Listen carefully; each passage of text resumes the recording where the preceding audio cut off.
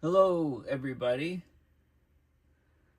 My name is Beckwith, Paul Beckwith, and James Hansen has just published an article on his website at Columbia University looking at what sea ice is doing in the Arctic and Antarctic as a result of the accelerated warming of the planet.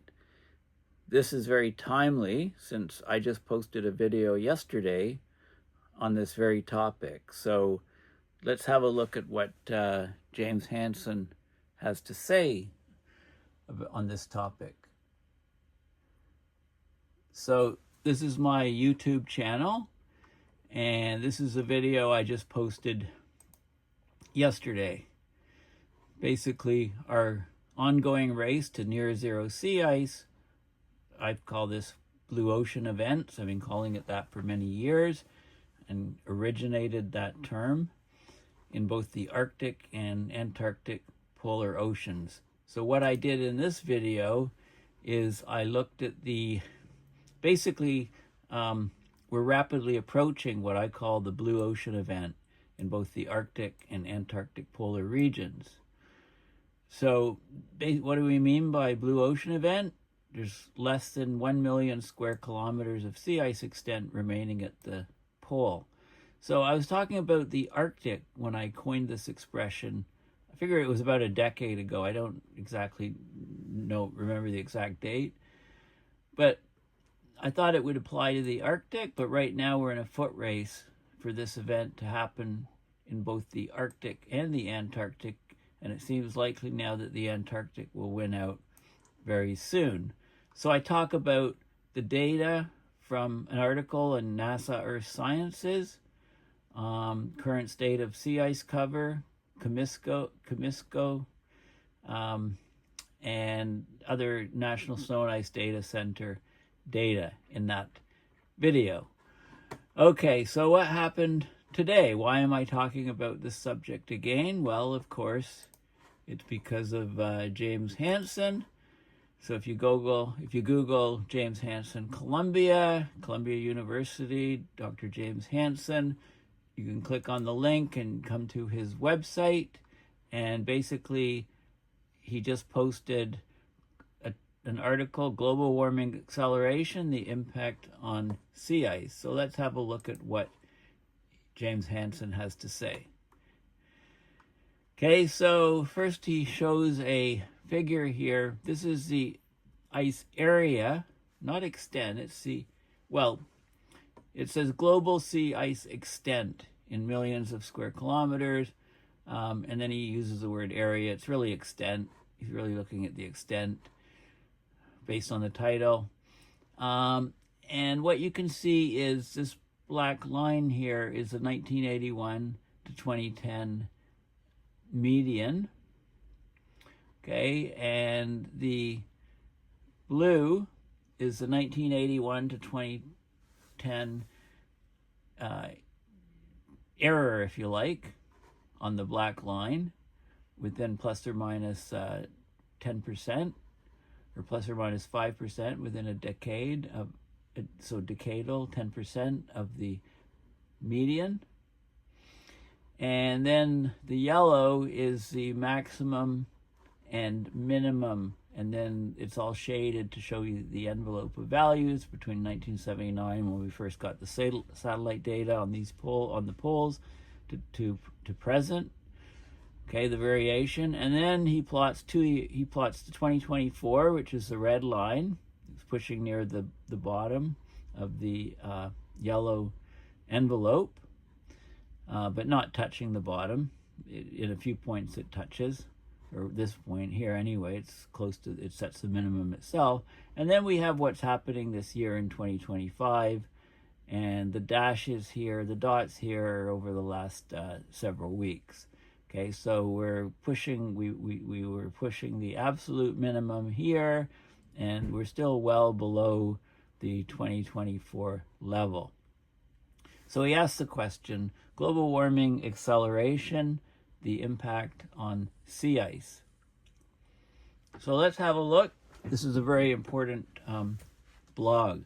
You know, anything that James Hansen does or publishes or says, I think is worth paying attention to, because he gets it right. Because instead of just looking at models, he looks at the paleoclimate data, he looks at all the different factors and comes up with his best possible assessment. And it's really important to follow this, because the Intergovernmental Panel on Climate Change and all the assessment reports, etc., seem to be way, way too conservative.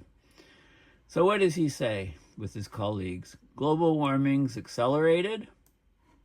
When we get warming, it melts the sea ice, but it also melts the ice sheets on land, the ice shelves, which extend from the ice sheets and float on the water off the coastlines, the ice caps, mostly talking about caps on the land, on mountains, etc., and the glaciers. All of these things are melting, and they all affect the sea ice cover. So when these things melt on land, they inject cold, fresh water, and icebergs calve off into the ocean, and these in the ocean tend to cause a cooling of the water and the air. They have little microclimates. If you're ever in the ocean, in the fog, approaching an iceberg off Newfoundland, suddenly the air temperature drops a lot. You know you're very close to this iceberg. So these things tend to increase the sea ice cover during transient periods until the climate forcing stabilizes and a new climate state is approached.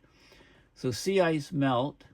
So the sea ice, of course, is ice that is formed from frozen seawater. It's generally quite thin, a few meters. The melt of the sea ice is due to the warming ocean, warming ocean, but also, so that has the upper hand over the freshwater injection. So the freshwater injection from on land, melting, etc., tends to try to stabilize sea ice. The melt is from the warming ocean. The melting is dominating at the moment in both hemispheres, both in the Arctic and Antarctic. So the global sea ice cover is near a historic low. Okay, so the global sea ice cover. And again, this is the global sea ice cover. So this is the area of ice in the Arctic, plus, so the the Arctic Ocean, basically, and around Greenland and the Arctic, the North Pole region, but also the sea ice in the Antarctic, the South Pole region, and it's pushing near the record lows, as we showed. So the Arctic sea ice has been relatively stable for the past 10 to 20 years, but Antarctic sea ice has declined rapidly since 2015, actually. Global warming acceleration looks like it's changing both situations in the Arctic and Antarctic. In the Arctic, the warm Atlantic water is intruding under the cold Arctic surface layer. You tend to get stratification in the Arctic. You get fresher water, meltwater, very cold at the surface, and you get warmer water underneath, and that warm water is extending upwards towards the surface, melting the sea ice from below. You also get warm Pacific water spilling under the Aleutian sill into the Arctic basin. So what do we mean by the Aleutian sill? Well, we've got the Aleutian Islands here, this island chain here. This is the Pacific Ocean.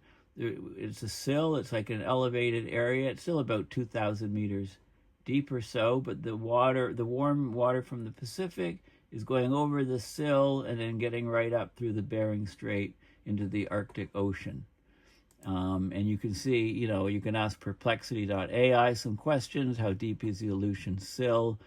It's about 2,000 meters, 2 kilometers deep. And what is its significance in marine geology? Well, it has an effect on the ocean. It acts as a barrier between the Bering Sea and the North Pacific Ocean. So it influences the water circulation patterns. It channels currents like the Alaskan Stream, which impacts regional marine ecosystems and climate. Okay, it So basically, it's very important for water circulation in the region. So going back here, so paleoclimate data shows that warming at depth can lead to sudden loss of sea ice near Greenland, with consequences for the Greenland ice sheet. If you lose sea ice, you get acceleration of the glaciers on land. In the Antarctic, of course, this will continue as long as the AMOC doesn't fail. That's got to be said whenever we talk about melt in the Arctic. In the Antarctic, accelerated ocean warming increases the melting of the ice shelves and freshwater injection. That can cause temporary growth of sea ice cover. Global climate models, namely those used by the IPCC, the Intergovernmental Panel on Climate Change, have failed to account well for the freshwater effect on sea ice cover. So it contributes to the IPCC's estimate of climate sensitivity. The accelerated global warming does not bode well for ice sheet stability, the oceans overturning circulations like the AMOC, and global sea level in coming decades. Despite the complexity of sea ice changes and uncertainty about the growth rate of ice sheet mass loss. And don't think that the AMOC is going to solve things. If the AMOC shuts down, sure, we get regrowth of cold and ice in the Arctic, but that's more than balanced by the increase of heat at the equator, also going into the southern hemisphere. So Antarctic ice gets attacked significantly, and global sea level rises. So it overcompensates for what would be reduced melt in the Arctic. So global sea ice cover is one of the three big fast climate feedbacks in the classical definition of equilibrium climate sensitivity. Okay, so there was a Charney report many years ago, and they excluded slow feedbacks of ice sheets and the carbon cycle to focus on water vapor, cloud, and ice snow feedbacks and their interactions in the global climate models that were under development at the time of that report.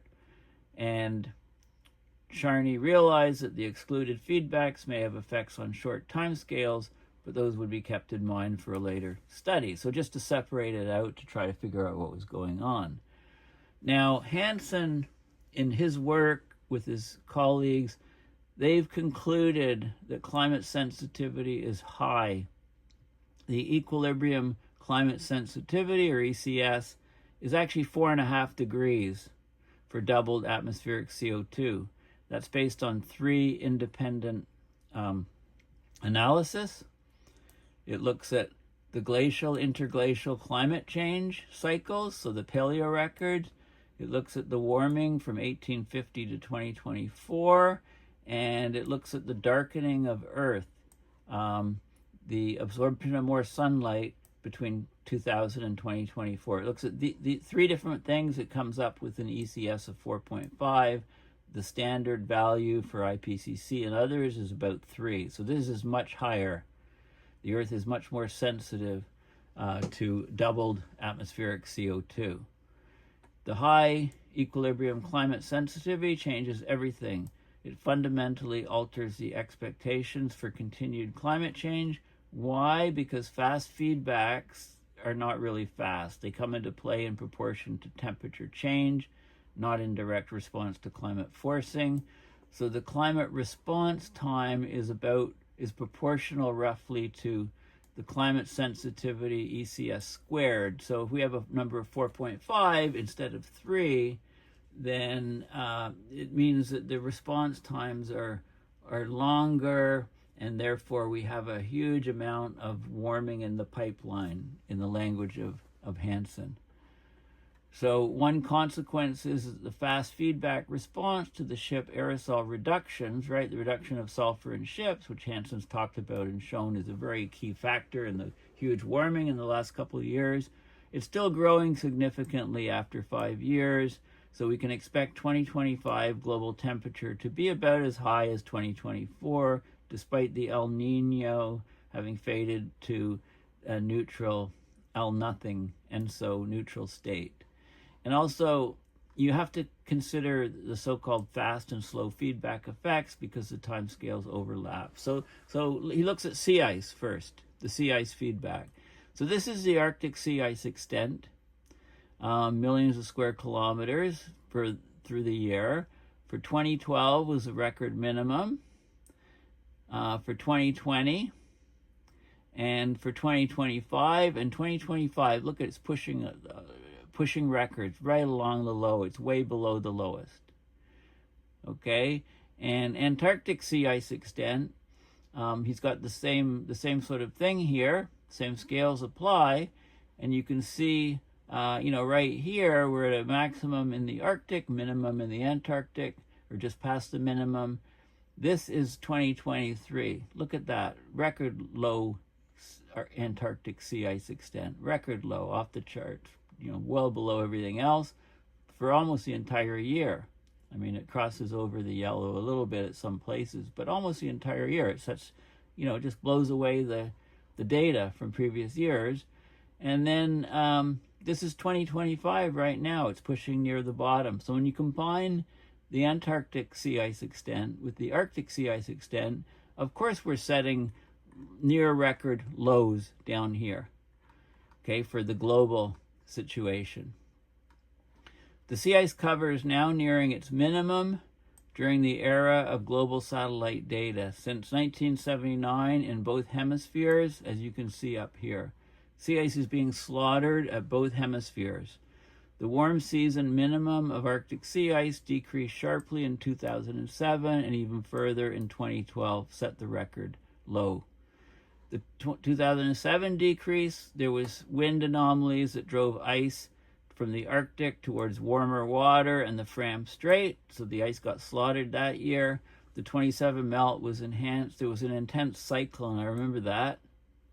It mixed the heat upwards in a normally well-stratified summer ocean with colder water on top, warmer water below. The warm water came up, melted the sea ice from below, and took out huge amounts of sea ice, setting the record low in 2012. This will happen more often as the sea ice thickness continues to decline. Weather anomalies will melt the ice more effectively. So now we can look at the sea ice area. And this is for the Arctic and Antarctic. This is the maximum of the area where you have 100% concentration. This is the minimum, the annual minimum each year. So they're both dropping. This is the running mean for what's happening. This is the running mean of each year. So it's between, halfway between. It splits the difference here. Same thing in Antarctica. Slight increase in the maximum, dropped off a cliff after 2014, 2015. This is the annual minimum, also decreasing. So we're going up about 1.5% per decade up until 2015, and then the system got broken. We started declining. The sea ice volume is an important diagnostic because reduction of ice volume is a freshwater injection into the ocean. It can affect ocean circulation. It's more difficult to measure the sea ice volume than it is to measure the area change, but we can measure the ice freeboard. So the ice is floating, right? About 10% above the water, 90% below, depending on the salinity of the ice, the density of the ice, etc., the water it's in, fresh water versus salt water, etc. But the freeboard is the clearance. It's the amount of ice that's poking above the surface. We can measure that height of the ice surface above sea level by satellite, but the measurement accuracy is limited, especially for Antarctic sea ice, because it's thinner than Arctic sea ice. So we can estimate the sea ice volume for the entire ocean based on these ice ocean data assimilation models constrained by the available observations. And there's two different models. This is the POMAS, is the one model, which stands for Pan-Arctic Ice Ocean Modeling and Assimilation System. And the other method, which is only getting data in Antarctica, is GeoMass, Global Ice Ocean Modeling and Assimilation System. So they use different ocean and sea ice models. the POMAS data set's preferred for the Arctic because it's been more extensively validated and used. So the POMAS has been around a while. We've got the data for the Arctic is the blue lines, and a new method, the GeoMass, was developed and applied to the Arctic and compared to POMAS, and also it's the only thing available for Antarctic. So you can see the sea ice volume rapidly declining in both. There's some spread between the two models. This is at the annual maximum so this is this is the maximum of sea ice in the northern hemisphere winter, and this is the minimum of sea ice around the fall, end of summer in the Arctic. And you can see how these are sort of converging in more recent years here. This is the mean between the two, and you can do the same thing. So Antarctic sea ice volume was actually increasing up until about this is 2012, 14, 2015 is the midpoint, up until about 2014, and then it started to plummet down. Okay, the volume of Arctic sea ice declined by the order of 10,000 cubic kilometers in the 40 years from 1980 to 2020. That's about 250 cubic kilometers per year. That's a freshwater injection rate comparable to the annual mass loss rate of the Greenland ice sheet. This decrease of Arctic sea ice volume over the past several decades provided a substantial term to the total freshwater injection that affects the stability of the AMOC. Okay, and that's been discussed a lot. So that injection of water is slowing the AMOC. The total freshwater injection from all sources is now large enough to affect ocean temperature, ocean salinity, and the overturning ocean circulations, as shown, for example, in observed zonal mean ocean temperature change and in climate simulations. But this increase of freshwater injection or freshwater hosing, it's absent or underestimated in the models used by the IPCC, because they, as shown by the absence of cooling in their climate model simulations, it underestimates the freshening of the polar surface waters. So this is the A is the observed zonal mean from 2001 to 2020 of the ocean temperature. It's the mean from between these years versus 1981 to 2000. So you can see where the warming is occurring. This is the ensemble mean of the models here, and there's a large temperature, there's a large difference between these. Okay, so the models just aren't capturing what's happening in reality.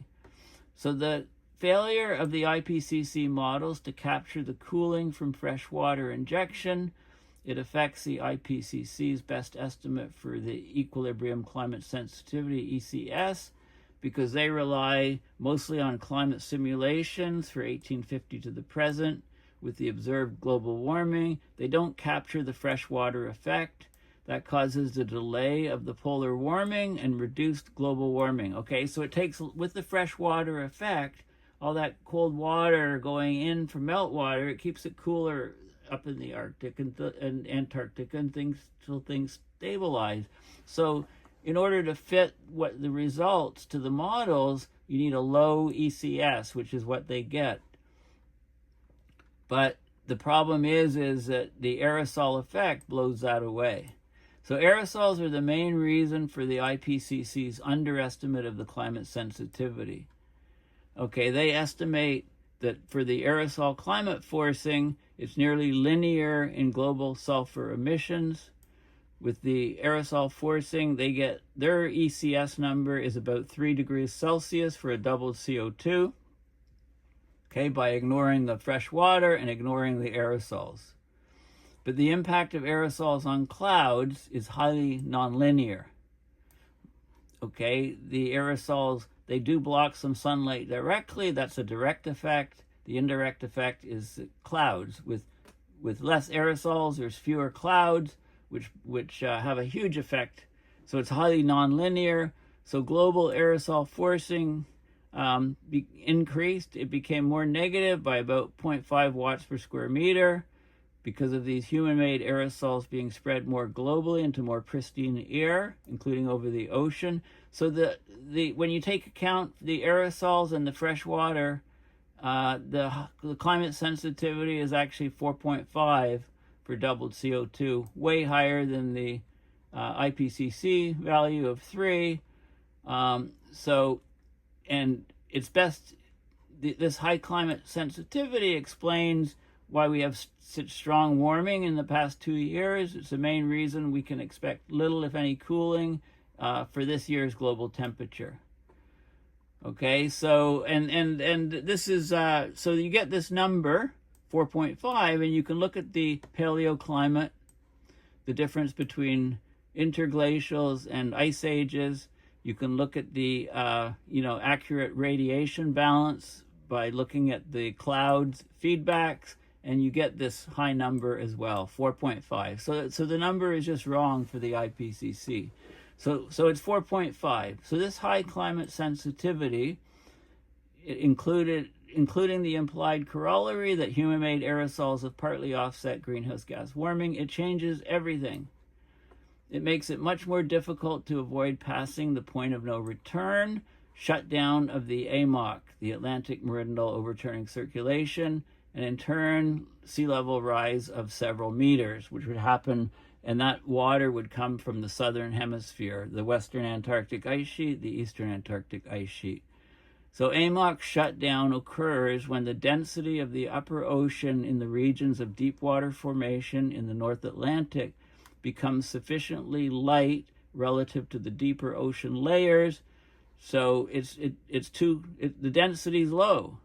It's light. It's not heavy enough to sink down, and therefore it no longer drives the global ocean conveyor. The accelerated warming has 3 effects that increase the likelihood of AMOC shutdown and the speed at which the shutdown can occur. One is accelerated global warming limits mixing of the warm surface water with deeper, colder layers. The second thing is that greater warming, it increases precipitation. That adds fresh water to the surface layer of the ocean, leading to stratification. And also the third effect is that the greater warming increases the ice melt rate, so it increases the freshwater injection, also known as freshwater hosing, into the North Atlantic. All these factors lead to an increased likelihood of AMOC shutdown. The AMOC shutdown is a point of no return because it needs centuries for the ocean circulation to recover once it shuts down. In the meantime, transport of heat from the southern hemisphere into the North Atlantic is greatly reduced. So we'd have a large increase in temperature at the equatorial regions in the ocean, a huge increase in ocean temperatures in the southern hemisphere. That practically locks in the demise of the West Antarctic ice sheet with sea level rise of several meters. There's about 5 meters of embedded sea level rise in the West Antarctic ice sheet. So how do we evaluate how close we are to AMOC shutdown? It's difficult to do. The IPCC relies almost entirely on global climate models that don't have the right equilibrium climate sensitivity. And there's even some papers that suggest the AMOC wouldn't shut down even with 5 Celsius global warming. So the IPCC says that the AMOC shutdown is low probability, but this is not reliable analysis. It's just relying on models. More reliable analysis requires comparable emphasis on information obtained from we need information from the paleoclimate. What actually happened?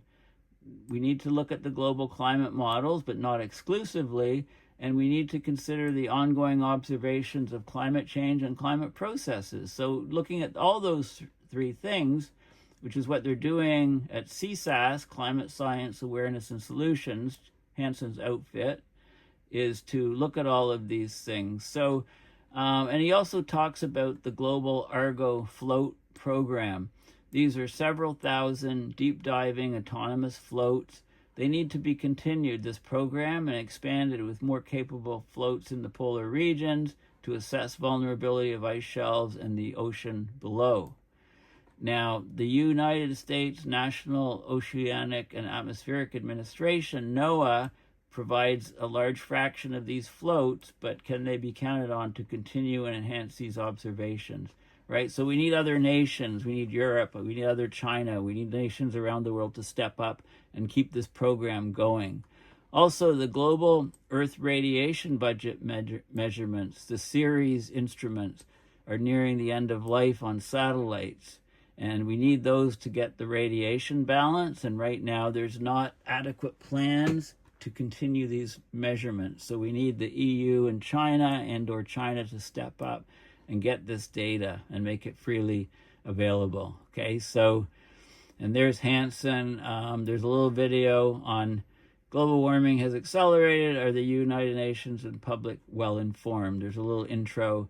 And I've actually provided previous videos where I talk about some of his recent press conferences and so on. Okay, so the bottom line is that global sea ice extent is being hammered, and it's because both the Arctic sea ice and the Antarctic sea ice are pushing along near record lows, and this is because of the acceleration of climate change and the much higher equilibrium climate sensitivity of 4.5 degrees Celsius increase for a doubling of CO2, which Hansen has shown time and time again to be due to paleoclimate, climate models, and observations, whereas the IPCC number is just based exclusively on climate models, and it's a much lower 3, and that makes a world of difference. So thank you for listening.